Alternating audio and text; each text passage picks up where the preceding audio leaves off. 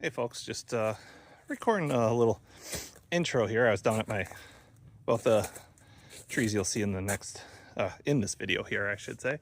And that's a couple of trees I was cutting down at my brother's over the weekend here.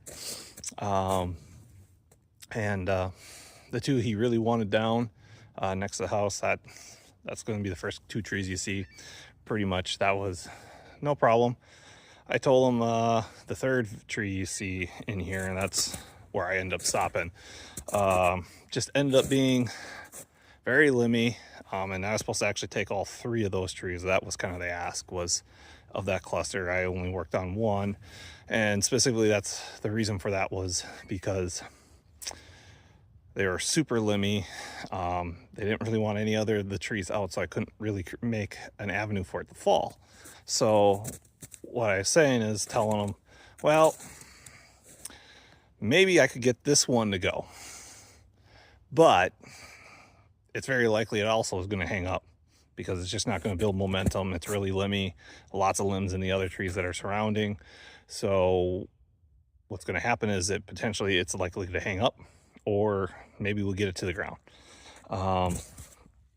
And as you see in the video, it basically locked up almost right away in there. So at that point, I just kind of actually stopped videoing because I just had to focus on getting it actually to the ground and all that stuff. So, and at that point, it was just like, nope, not even going to bother with these other two. I said that he just needs to talk to his landlord more and actually tell him, hey, a piece of equipment's got to come in. You got to basically limb it up and then chunk it down. There's no way, if you want to save all the other trees, to do this job any other way.